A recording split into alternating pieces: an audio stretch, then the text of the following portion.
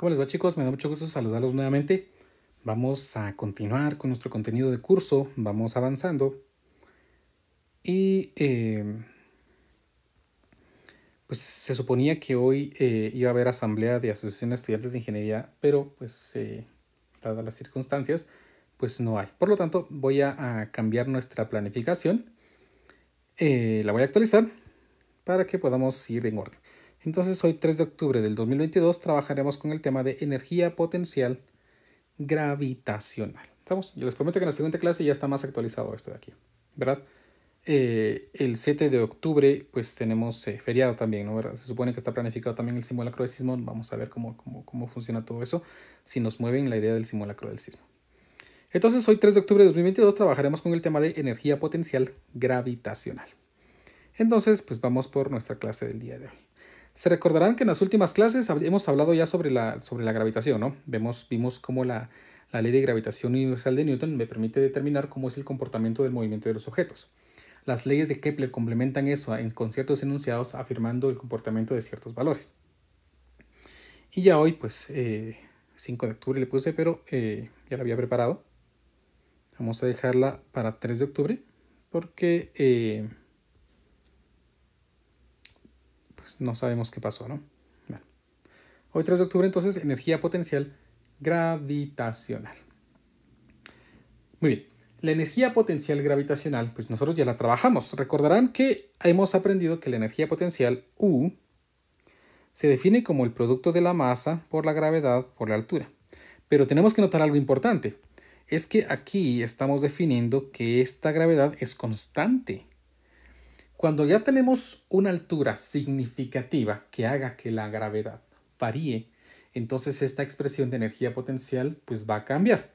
Sin embargo, vamos a familiarizarnos ahorita con unos términos, vamos a recordarlos, para poder aprovecharnos y utilizarlos a nuestro beneficio para desarrollar un nuevo elemento de energía potencial gravitacional. Supónganse que tenemos lo siguiente. Supónganse que tenemos una pelota, un objeto cualquiera, que va a caer. ¿Ven? Aquí te dibujé una pelota de tenis. Tenemos una pelota de tenis. Esta pelota de tenis va a caer desde, llamé, una altura inicial. Imaginemos que esta pelota ya está cayendo y aquí ya tiene una rapidez mayor. ¿Ven?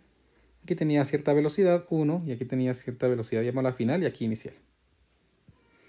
La velocidad ha ido aumentando porque ha ido ganando energía cinética y ha perdido energía potencial gravitacional. Escuchen lo que dije. Ha perdido energía potencial gravitacional y ha ganado energía cinética. Es decir, seguimos con la conservación de la energía. Hablemos cómo es el cambio en la energía potencial gravitacional. Veamos que aquí su energía potencial gravitacional sub 0 sería la masa por la gravedad por la altura inicial, ¿verdad? Mientras que aquí la energía potencial al final estaría definida como la masa por la gravedad por la altura final. Por lo tanto, su cambio de energía, que se representa así, miren, como delta U, el cambio de energía, se define como la energía final menos la energía al inicio. En este caso, entonces, me queda que delta U es igual a, en este caso, masa gravedad por altura final menos masa gravedad por altura inicial. En este caso, vean, delta U, dado que tenemos aquí elementos comunes, pues sería masa gravedad por altura final menos altura inicial. ¿Ven? Eso es una resta de alturas, pero quiero que lo observemos y que la analicen, por favor. Esta altura final menos altura inicial, si lo restáramos, me daría un valor positivo o negativo. ¿Qué creen ustedes? Altura final menos altura inicial. Piénsenlo y si lo pueden dejar allí en un mensaje, en un comentario, se los agradecería un montón. ¿Cómo creen? Esta resta de dos cantidades sería negativa o positiva. Pues si lo pensaron que es negativo, están en lo correcto. Porque resulta que esta altura final es menor que esta altura inicial, ¿verdad? Por lo tanto, al ser menor, yo estoy restando una cantidad menor a una cantidad mayor y tendremos una cantidad negativa. Para poder representar esa cantidad, supongamos lo siguiente. Pensemos que esta distancia que ha caído, vean, vamos a llamarla h. Por lo tanto, si yo resto altura inicial menos altura final, pues me da h, ¿no? Por lo tanto, altura final menos altura inicial sería un valor menos h.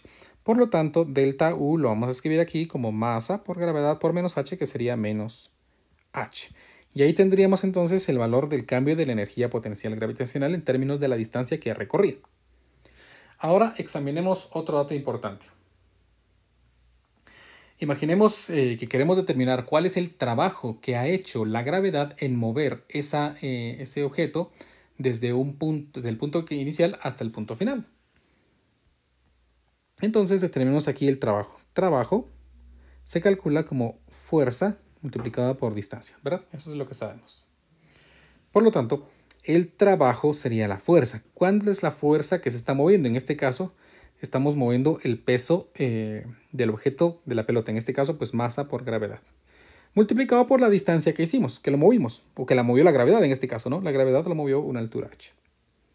Por lo tanto, el trabajo que hizo la gravedad en moverlo, vean, fue masa gravedad por altura. Y me dio positivo, ¿verdad? Mientras que la energía es negativo, porque decimos que la energía se ha perdido. Hay un cambio en la energía y una disminución. Este negativo me dice que la energía se ha disminuido.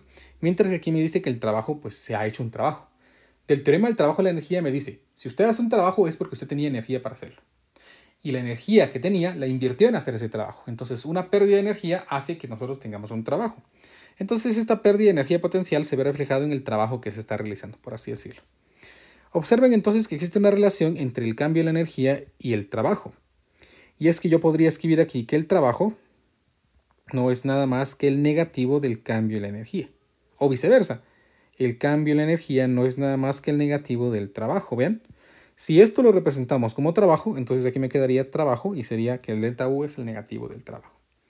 Entonces, delta U es el negativo del trabajo, es decir, cada vez que hay una disminución en la energía es porque estamos realizando un trabajo. Eso es lo que me está diciendo esta ecuación. Sí, pero me va a decir alguien, ¿pero y qué tiene que ver eso con la energía potencial gravitacional? Miremos lo siguiente. Pensemos que tenemos aquí pues, un planeta Tierra. Aquí está nuestro planeta Tierra. Y en él he dibujado líneas.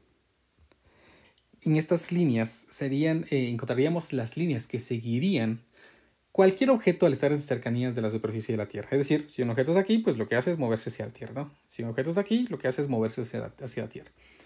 Entonces estas líneas son las trayectorias que seguirían las masas al moverse en las cercanías de la Tierra. Estas líneas generalmente se conocen como líneas de campo gravitacional.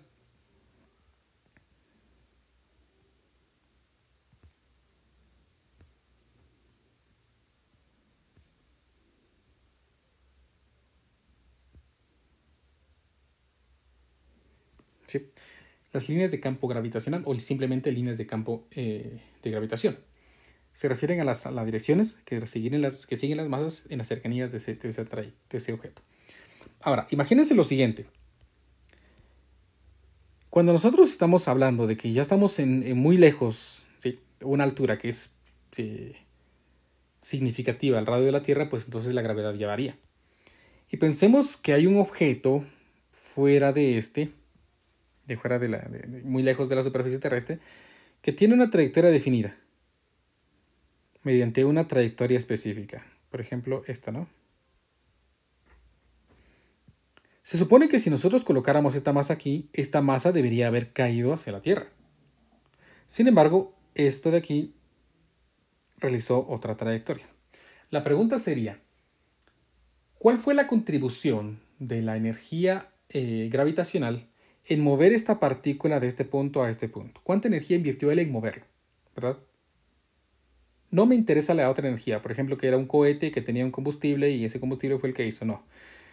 La energía potencial gravitacional, ¿cuánto contribuyó a que existiera este movimiento? Bueno, según lo que tenemos aquí, entonces, observemos que aquí la fuerza ya no es variable, porque según lo que tenemos, la fuerza, la ley de gravitación universal me dice que la fuerza que está experimentando el objeto allí, la fuerza de gravedad, se define por la constante de gravitación universal, la masa de la Tierra en este caso, la masa del objeto que se está moviendo y la separación al cuadrado. Entonces observen que la distancia entre cada uno de los objetos va cambiando. Entre el centro de la Tierra y el objeto va cambiando. Por lo tanto, la fuerza no es constante. Si nosotros queremos definir el trabajo, es inevitable que tengamos que realizar una integral. Y recordemos que el trabajo se define como la integral del vector fuerza en producto punto con el diferencial de distancia, ¿sí? O el vector posición. Esto es a grandes rasgos. Miren, vamos a definir esto como un vector, la fuerza como un vector. Entonces la fuerza está dirigida al centro de la Tierra. Para darle un poco de sentido, vamos a ubicar aquí que la fuerza entonces es menor que cero, para indicar que es hacia el centro de la Tierra. Si la fuerza es mayor que cero, pues vamos a decir que es una fuerza que está expulsando el objeto de la Tierra, ¿no? Por lo tanto, en este caso, pues, observen que la trayectoria que me interesa son las trayectorias radiales, es decir, me interesa cuál es la contribución de la gravedad en mover el objeto en esta dirección. Por lo tanto, no me interesa en otras trayectorias. Entonces, el producto cruz, el producto punto de esto, pues simplemente sería aquí la expresión que define la fuerza, que sería menos la constante de gravitación universal, el valor de la masa del objeto, r cuadrado, y esto por dr. ¿Estamos? Ahí tenemos entonces la expresión que define el trabajo. El trabajo. Pero a su vez, recuerden que acabamos de definir aquí arriba que el trabajo no es nada más que el negativo del cambio en la energía potencial gravitacional. ¿Sí? Sigamos definiendo esto entonces. El trabajo es el negativo de la constante por la masa del objeto de la Tierra en este caso, m, que es la masa que se mueve, y r cuadrado es la distancia desde el centro de masa, desde el centro del planeta, hasta donde se ubica el objeto.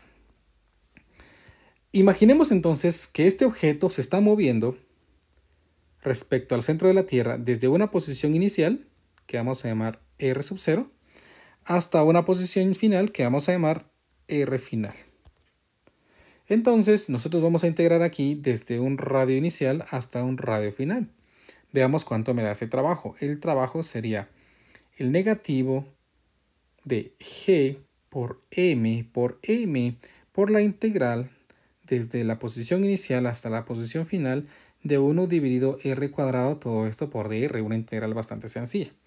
Esto me queda menos g por m multiplicado por menos 1 partido r, que es la integral de 1 partido r cuadrado, esto evaluado desde la posición inicial hasta la posición final.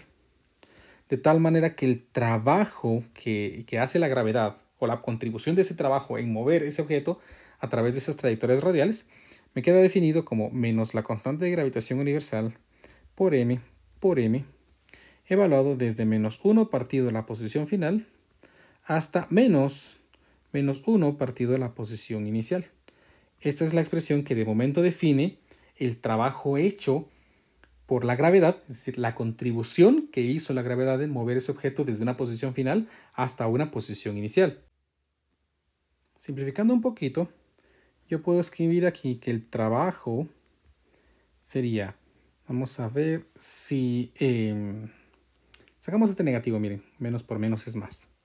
Entonces aquí me quedaría que es la constante por la masa dividido por 1 partido de la posición final menos 1 partido de la posición inicial. Vean, si hubiera sacado el signo desde el principio, ¿no? Menos por menos es más y eso lo evalúo. Ahí tenemos la expresión que define el trabajo hecho por la gravedad de mover una partícula en las cercanías de un planeta desde un punto final hasta un punto inicial. ¿Estamos? Ese es el trabajo. Bueno. ¿Y la energía? Porque ese era nuestro objetivo. Pues como dijimos aquí, el trabajo es el negativo de la energía. O la energía o el cambio en la energía es el negativo del trabajo. Cualquiera de los dos es válido.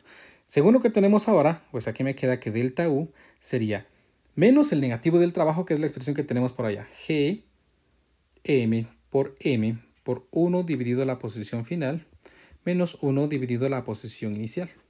Recuérdense que delta U lo definimos como energía potencial final menos energía potencial inicial. En este caso, entonces, si multiplicamos estas expresiones, aquí llegaríamos a algo bien importante, porque me quedaría menos GMM dividido posición final, ¿verdad? ¿Sí? Vean, menos esta expresión. Menos GMM dividido la posición inicial. Y entonces el cambio en la energía potencial gravitacional queda definido por esta expresión.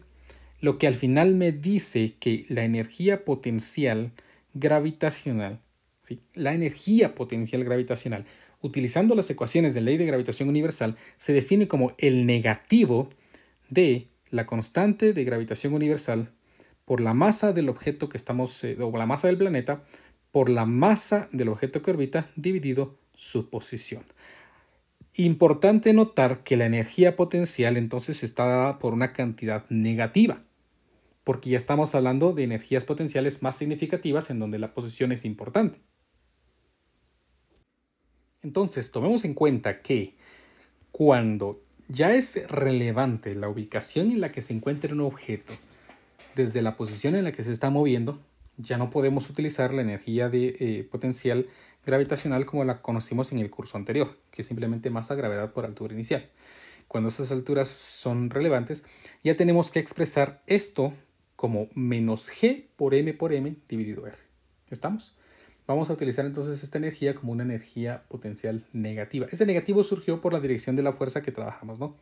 Que la dirigimos hacia el centro de la Tierra, pero nos es muy útil para el manejo de las variables que vamos a trabajar en ejercicios posteriores. Entonces, finalmente definimos entonces esto como la energía potencial gravitacional.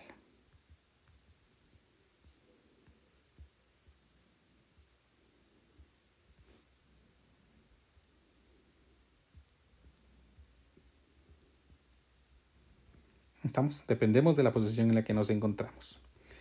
Entonces, trabajemos con algunos ejemplos pues, de esta expresión que acabamos de desarrollar. A ver, nuestro ejemplo número 1 dice así.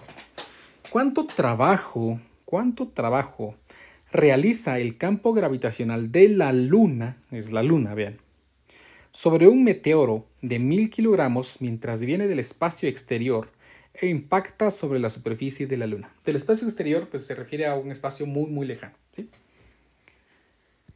Bueno, entonces vamos a suponer que ya sabemos que la Luna es blanca, ¿no?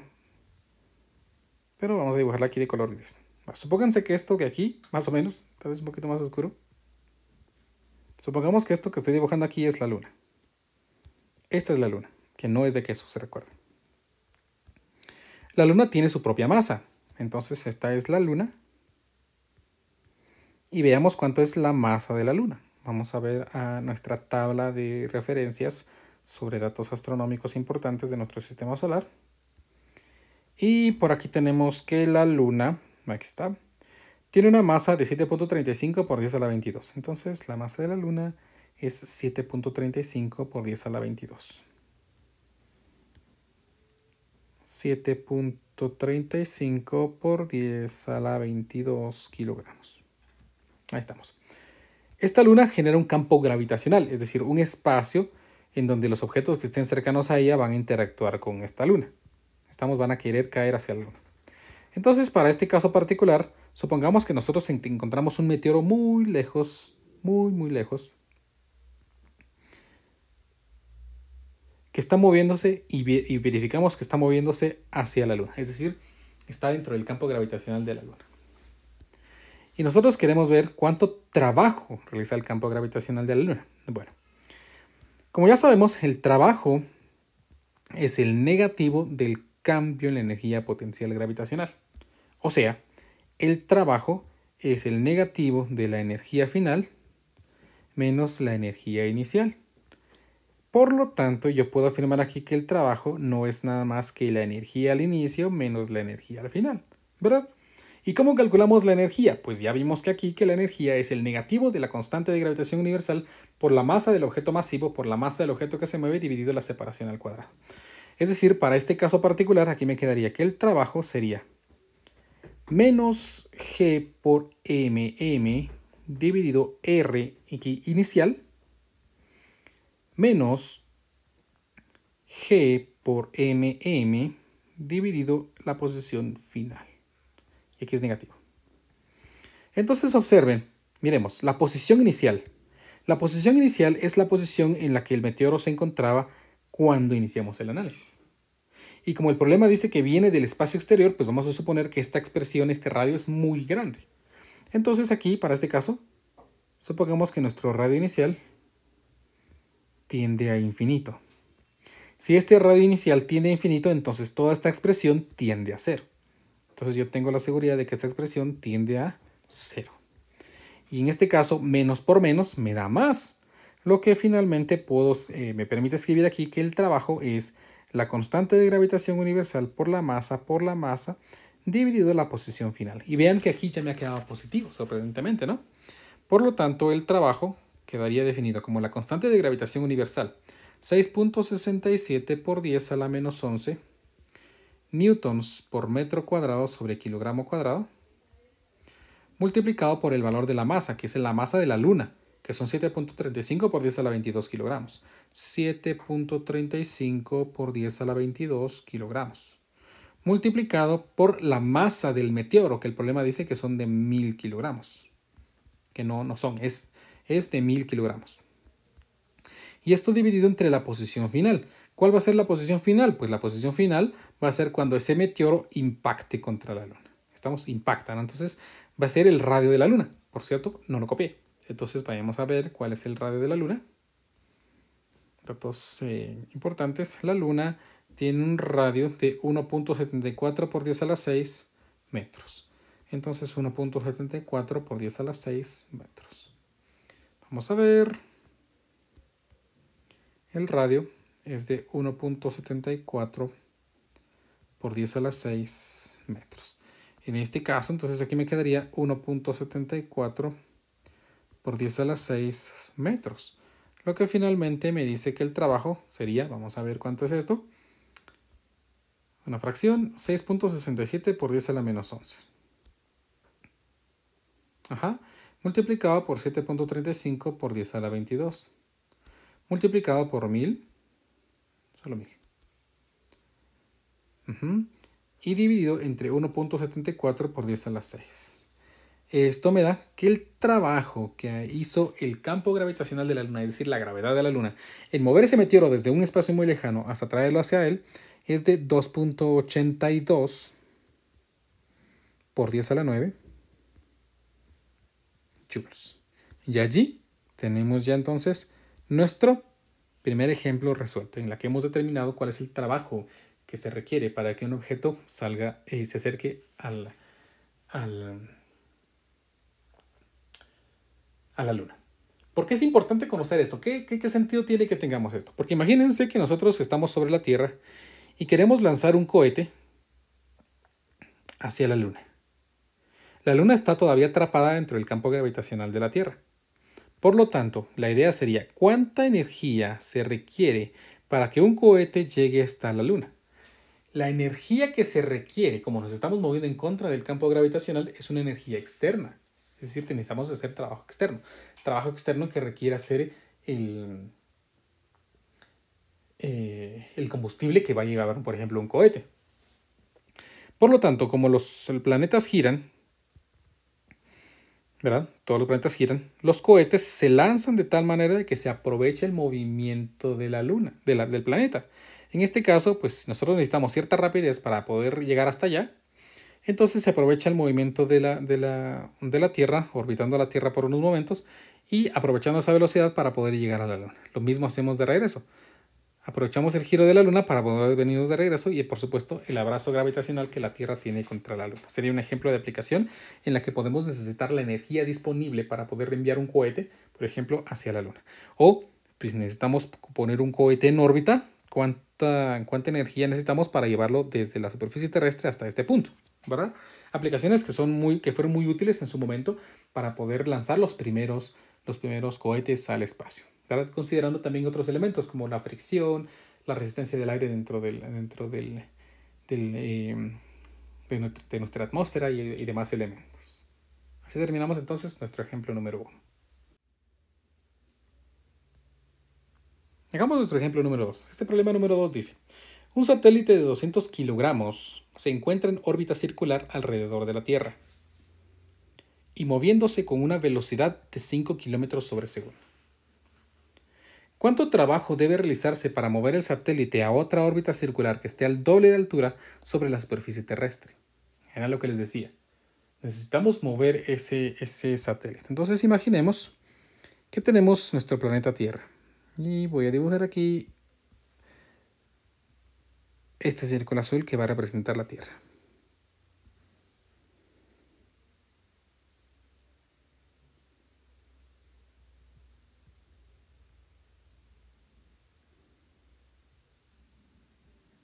Imaginemos que esta es la Tierra, ¿no?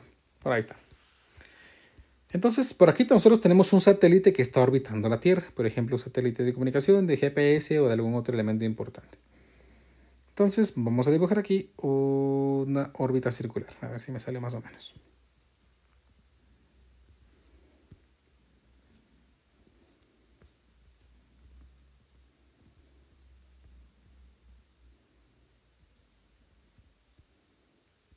Ahí está. Imaginemos que esa es la órbita circular que está siguiendo un satélite. Vamos a dibujar por aquí nuestro super satélite.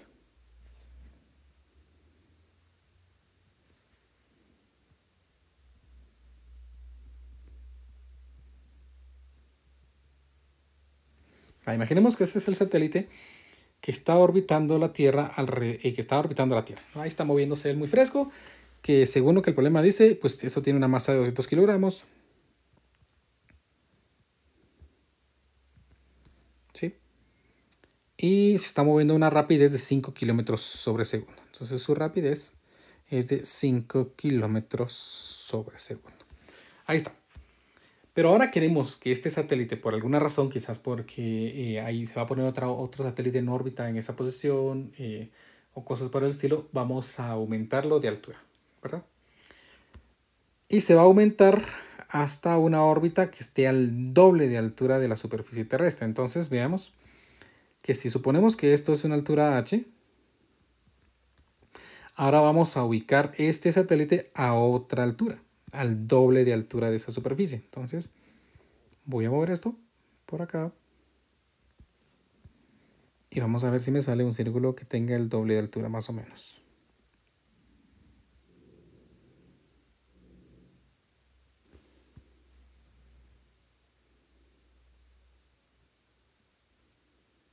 Más o menos, ¿no?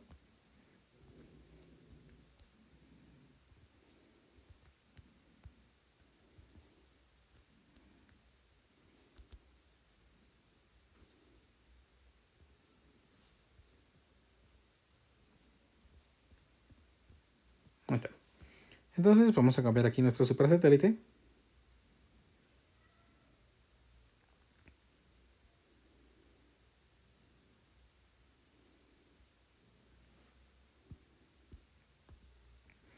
Porque ahora vamos a querer que este satélite se encuentre por aquí, por ejemplo. Sí, con la misma masa. ¿Será que va a tener la misma rapidez? Pues eso no lo sabemos, ¿no? Sí. Pero pues sí que vamos a poder determinar ciertos valores. A ver.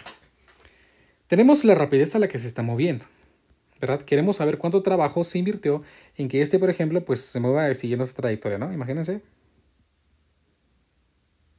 Ahí está. Queremos que se mueva allí.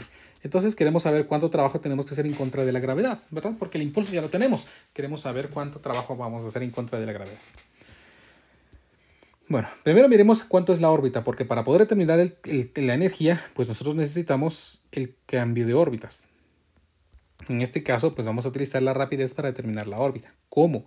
Aprovechándonos de la tercera ley de Kepler. Acuérdense que la tercera ley de Kepler dice que el cuadrado del periodo es igual a 4pi cuadrado dividido g por la masa de la Tierra en este caso por el radio al cubo. Sí, ¿verdad? Quiero verificar si es así. No quiero estar diciéndoles mentiras. Y después por no verificar, 4pi cuadrado gm a cubo. Sí, ahí estamos. Muy bien.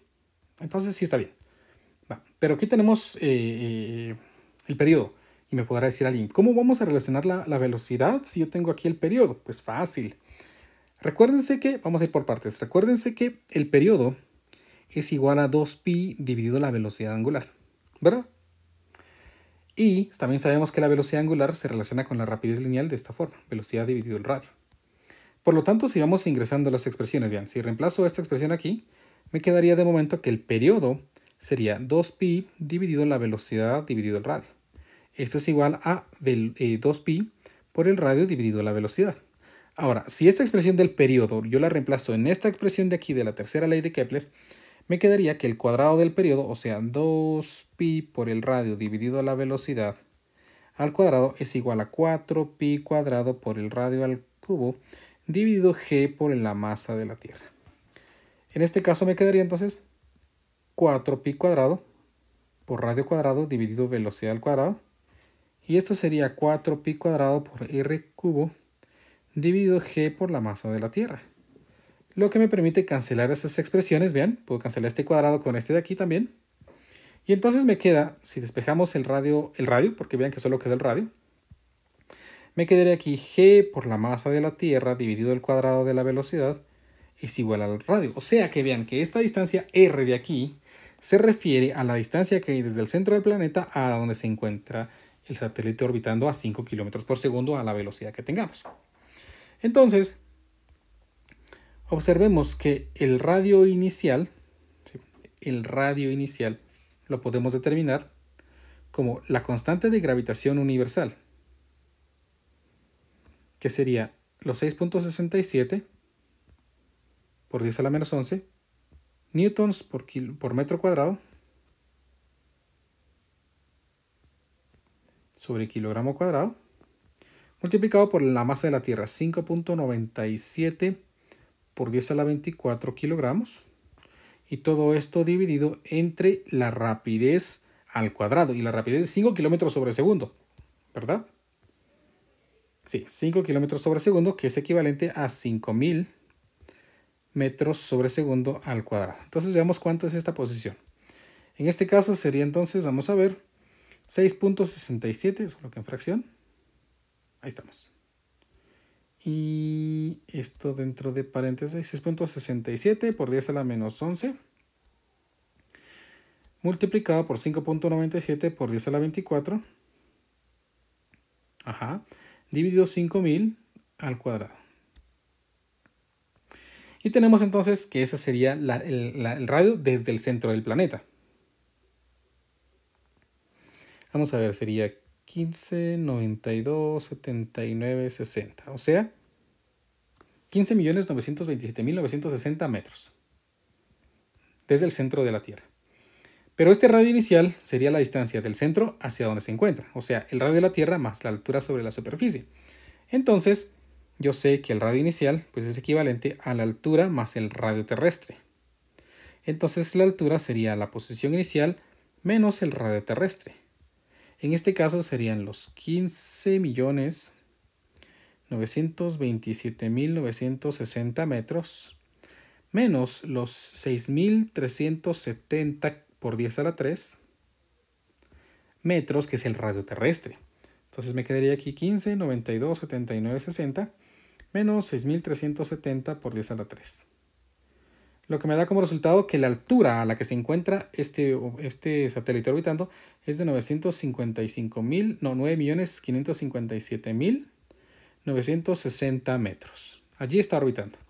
Queremos que se encuentre al doble de altura, entonces yo sé que la posición final sería el radio terrestre más 2 veces la altura. Para este caso particular, el radio terrestre, otra vez 6.370, pero en paréntesis, 6.370 por 10 a la 3, más 2 por la altura que acabo de calcular. Y me queda entonces que la altura final a la que va a estar volando ese satélite después de aumentar su órbita es de 25.485.920 metros. Allí tenemos la posición final y la posición inicial, medido desde el centro del planeta, ¿verdad? Ahora vamos a determinar cuál sería esa energía que se requiere. Pues ya vimos que el cambio en la energía se determina como energía final menos energía inicial. Para este caso, entonces, ¿qué me pide el problema? ¿El cambio de energía o el trabajo? ¿Cuánto trabajo? No es cierto, entonces estoy equivocado. No me piden la energía, me piden el trabajo. Entonces el trabajo ya vimos que es el negativo del cambio de la energía, o sea, el trabajo es menos la energía final, menos la energía al inicio, y por lo tanto el trabajo quedaría definido como la energía al inicio menos la energía al final. Es decir, el trabajo sería la energía al final, el inicio, menos G por M dividido la posición inicial menos la energía final, que sería menos GMM dividido la posición final. Ese sería el trabajo, ¿verdad?, que se requiere. En este caso, vean que, vamos a ver, si me dan el satélite de 200 kilogramos, así, entonces no voy a decir nada. Entonces, en este caso, el trabajo sería, vamos a factorizar, vean que aquí hay un factor común, ¿no?, que es el menos. Entonces me queda menos GMM, para hacerlo más fácil, de 1 dividido la posición inicial, menos 1 dividido la posición final. En este caso, entonces, aquí me quedaría que el trabajo sería menos el valor de la constante, 6.67 por 10 a la menos 11 newtons metro cuadrado sobre kilogramo cuadrado, multiplicado por la masa de la Tierra, 5.97 por 10 a la 24 kilogramos, por el valor de la masa del objeto, que era 200, ¿no? Sí. De 200 kilogramos. Todo esto multiplicado por 1 dividido la posición inicial. Y la posición inicial es donde se encontraba inicialmente, que fueron los 15.927.960. 15.927.560 metros menos. Ajá, el otro es 960, por cierto. Está. Menos la otra distancia, que es de 25.485.920. A veces se me queda. 25.000. No se me quedó. Lo siento. 485.920. 485.920 metros. Veamos cuánto es este trabajo. Entonces, el trabajo sería igual a, vamos a hacerlo aquí en nuestra calculadora, menos, vamos a ver, 6.67 por 10 a la menos 11, que es la constante de gravitación universal, por 5.97 por 10 a la 24, que es la masa de la Tierra. Esto multiplicado por 200 kilogramos, que es la masa del satélite, multiplicado esto por 1 dividido 15.927.960, menos 1 partido 1, 25, 48, 5, 9, 20. Y si todo está bien, entonces ahí tenemos el valor del trabajo. Vean que el trabajo es negativo. Ahorita les voy a explicar por qué. El trabajo me da un valor de menos 1.87 por 10 a la 9 joules. ¿Por qué es negativo? Porque estas teorías que nosotros estamos desarrollando aquí me permiten determinar la energía y el trabajo que la gravedad está haciendo. Y si nosotros queremos mover nuestro satélite de un punto a otro, nosotros, no es la gravedad, perdón, no es la gravedad la que está haciendo el movimiento en llevar ese satélite a este punto, sino somos nosotros, un agente externo, mediante combustible quizás. Por lo tanto, este negativo de aquí me está indicando que el trabajo es hecho por un agente externo. ¿Estamos? Entonces vamos a colocar aquí esta notita indicando negativo, porque el trabajo es hecho por un agente externo.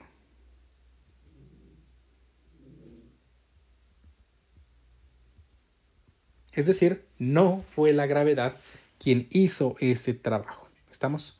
No fue el campo gravitacional de la Tierra que hizo ese trabajo. Así terminamos entonces nuestro segundo ejemplo. Muy bien. Hablemos de otro elemento importante aquí, que es lo que vamos a llamar velocidad de escape. Supónganse para esto que nosotros tenemos aquí un objeto. La Tierra, el Sol, la Luna, cualquier objeto. El que va a tener una masa m. Supónganse que nosotros queremos lanzar algo hacia arriba. Si ustedes lanzan algo hacia arriba, pues inmediatamente regresa hacia abajo. Y digo inmediatamente porque comparado con la altura de la Tierra, pues es casi que ni subiera nada. El radio de la Tierra, perdón. No la altura de la Tierra, el radio de la Tierra. La pregunta sería, pues, ¿a qué velocidad nosotros necesitaríamos lanzar un objeto para que éste sea lanzado tan alto que pierda el abrazo gravitacional? Es decir, pues que la gravedad ya no haga que éste regrese. ¿Verdad? Recuérdense, si nosotros tiramos algo hacia arriba, regresa.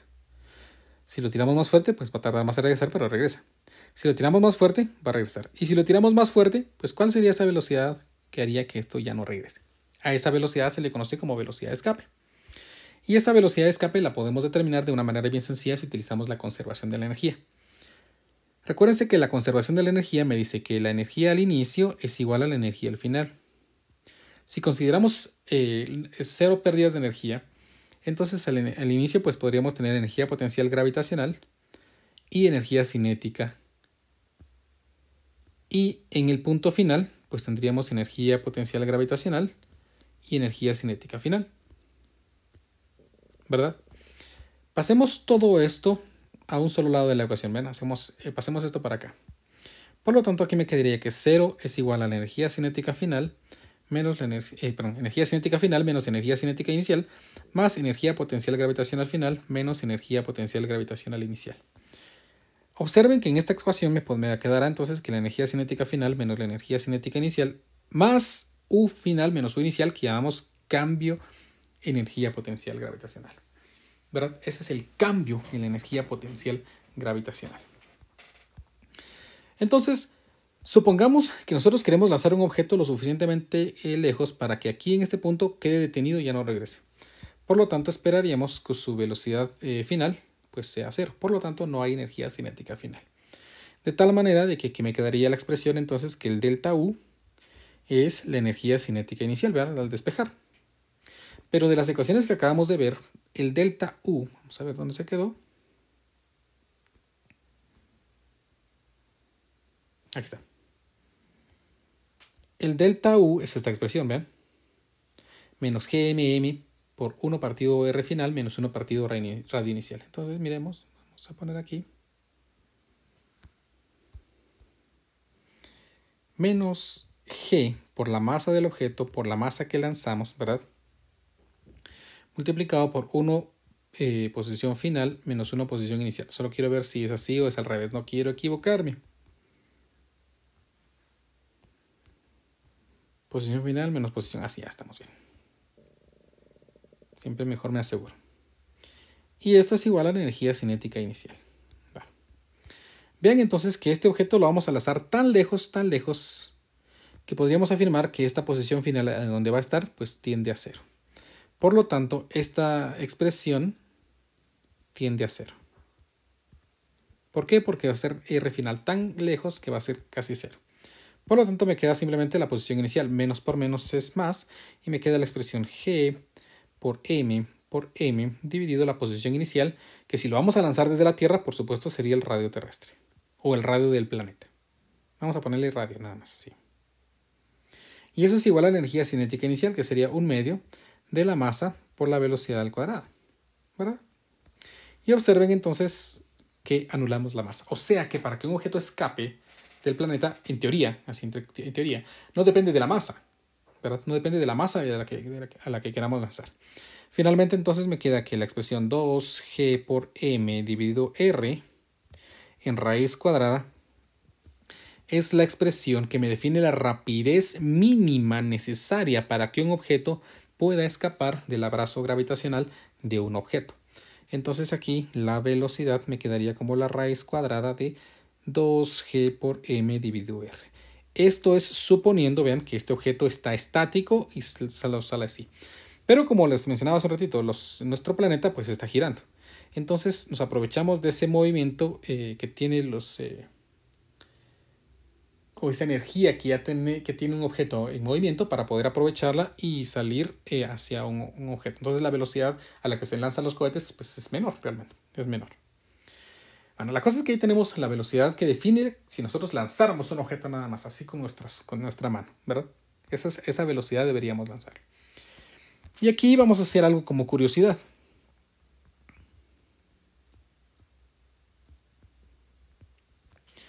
Resulta que hay objetos en el espacio que se conocen como agujeros negros.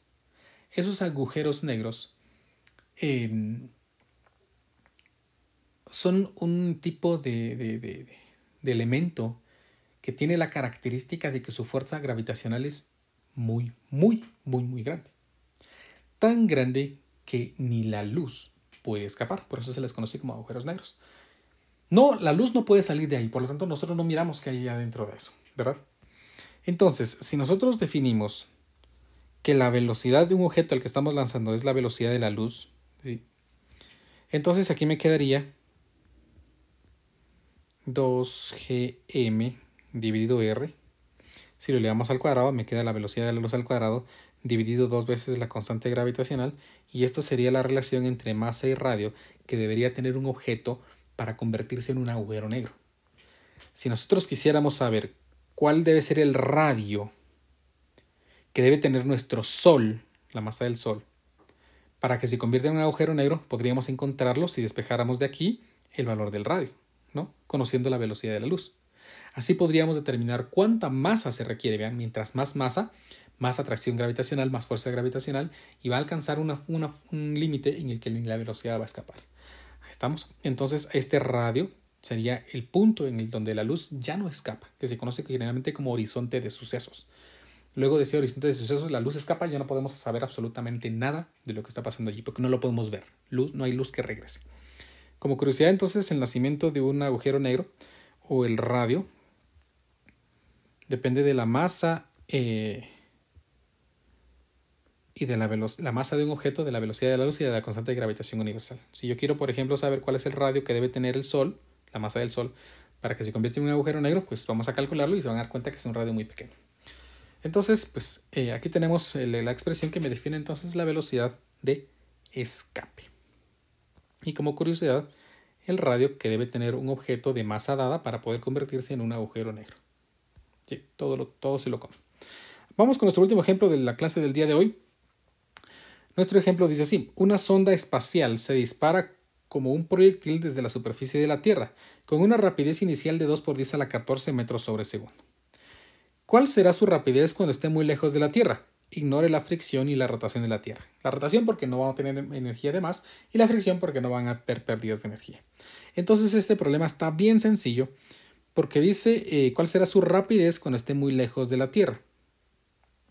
Una sonda espacial se dispara como un proyectil desde la superficie de la Tierra con una rapidez inicial.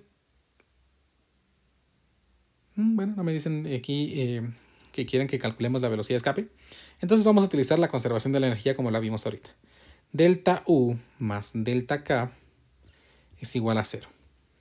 Delta U ya vimos que sería menos G por M por 1 partido de la posición final menos 1 partido de la posición inicial, más K, que sería 1/2 de la masa por la velocidad final menos la velocidad inicial, cada una al cuadrado. Y esto es igual a 0, ¿verdad? Ahora, si el problema me dice cuál será su rapidez cuando esté muy lejos de la Tierra, entonces otra vez como antes, yo sé que esta expresión va a ser 0. ¿Por qué? Porque va a estar muy lejos, es decir, su posición final va a ser tan grande que podemos hacer que esta expresión tienda a 0. Por lo tanto, me queda aquí la expresión menos G por M dividido a la posición inicial, que ya quedaría positivo, y esto sería igual a 1/2 de la masa por la velocidad inicial al cuadrado. No es cierto. No es cierto. Si multiplicamos esta expresión, para no dejarla así, me quedaría menos 1/2 de la masa por la velocidad inicial al cuadrado. Esto sería igual al negativo de 1/2 de la masa por la velocidad final al cuadrado, pasando esta expresión al otro lado de la ecuación. Observen que puedo cancelar la masa del objeto que se va a lanzar. Puedo multiplicar por menos 2 toda la ecuación para que me quede que la velocidad final al cuadrado sea igual a la velocidad inicial al cuadrado menos 2 veces G por M dividido el radio inicial, es decir, la superficie de la Tierra. Y finalmente la rapidez que va a tener ese objeto estaría dada por la raíz cuadrada de la velocidad inicial al cuadrado menos 2G por M dividido la posición inicial. Entonces, veamos cuánto va a ser la velocidad final. No vamos simplemente vamos a sustituir datos. La velocidad inicial del objeto es 2 por 10 a la 4. Entonces aquí me queda raíz cuadrada de 2 por 10 a la que dijimos, 4, al cuadrado, menos 2 por la constante de gravitación, 6.67 por 10 a la menos 11, multiplicado por la masa de la Tierra, 5.97 por 10 a la 24, 5.97 por 10 a la 24, Y todo esto dividido entre la posición inicial, que sería el radio de la Tierra, 6.370 por 10 a la 3 metros. Y si todo va bien, pues allí tendríamos el valor de la velocidad, que sería de 16.582.42 metros sobre segundo. Esa sería la rapidez que llevaría este objeto cuando salga lanzado de la Tierra. ¿Por qué? Porque su rapidez es 2 por 10 a la 4 metros sobre segundo, es decir, una cantidad muy, muy, muy grande. Y así, pues terminamos entonces nuestro ejemplo y con esto terminamos nuestra clase del día de hoy. Vamos a seguir trabajando en nuestra siguiente clase con temas de energía potencial gravitacional para que quede claro el tema. Entonces, pues les deseo una buena tarde y que se cuiden mucho. Que estén bien. Audio Jungle.